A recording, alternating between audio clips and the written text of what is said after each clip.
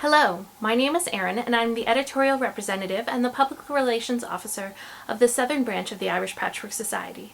In 2016, the Southern Branch of the Irish Patchwork Society's committee decided to focus on education for their members, in particular newer patchworkers.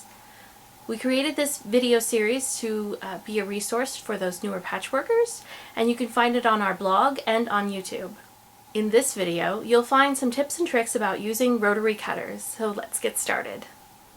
So here you can see the general components of a good rotary cutting system. They include a self-healing mat. Mine here is a double-sided mat. It has both markings on this green side and then on the yellow side that's underneath. You also have a ruler. You can either have an 8.5 inch wide ruler like I have here, or a lot of these rotary cutting systems have like a starter kit, which include a 6.5 by 24 inch ruler, a rotary cutter, and the mat.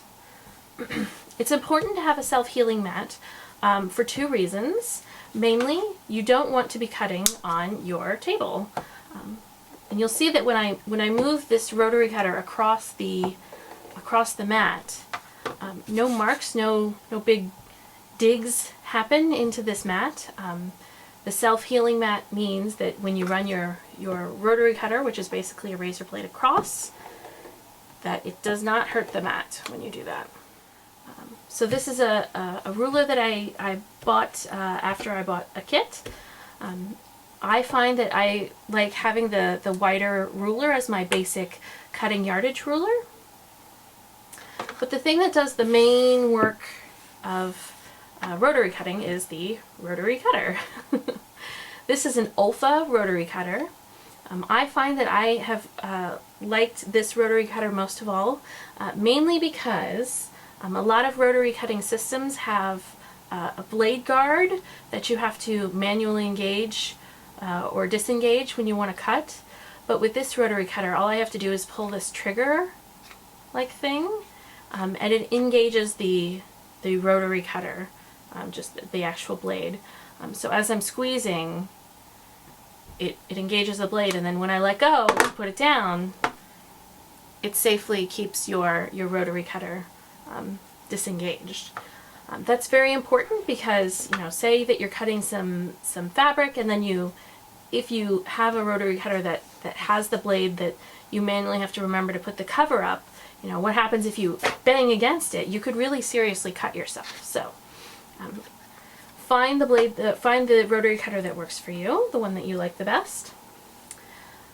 There are also different sizes of rotary cutters. This one's just the general 45mm rotary cutter. I also have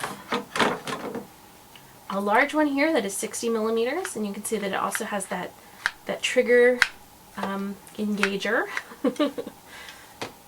And then I also have a 28mm one, and this one is the type of rotary cutter I was talking about prior, with the guard that you have to manually engage and disengage. There's no trigger on this one, so you have to manually remember to do that. A few tips on working with rotary cutters. You'll notice that there's some grooved areas on each of these rotary cutters. That's sort of as a reminder to position your hands in the way that they intended. The way I like to use my rotary cutter is that I'll put it in my hand like this.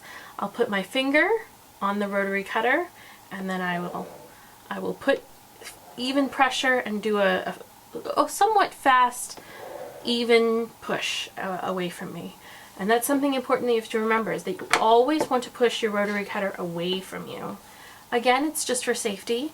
You don't want to, as you're pushing your rotary cutter, say you're on autopilot, you don't want to accidentally cut a hand. Because again, this is a razor blade and can seriously harm you. One thing that you need to remember about your rotary cutters is that these are razor blades and they do dull over time. So you're going to want to have blade replacements. These are the replacement blades that come with the Olfa rotary cutters. So this is the 60mm, this is the 28mm, and this is the 45mm. If you find yourself, as you're cutting your fabric, having to push harder and harder in order to get a clean cut, that's an indication that you need to change your rotary cutter blade. Rotary blades are not meant to be used for the life of the cutter. You may find that your blade lasts for about 1 to 2 projects, and then you'll need to change it, and that's perfectly normal.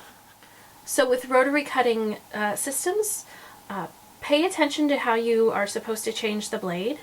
There are some systems out there on the market that allow you to not touch the blade when you change it.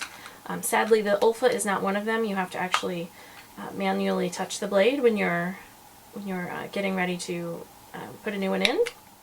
It's very important to dispose of your rotary blade safely as well.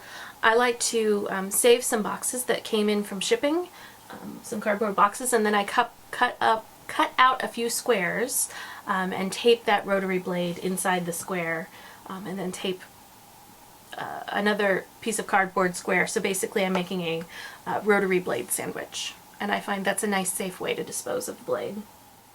So this is the end of the video. I'd like to thank you for watching. If you have any questions or comments or suggestions for future videos, please send them to our email address, which is corkips@gmail.com. And you can find our website at www.ipscork.com.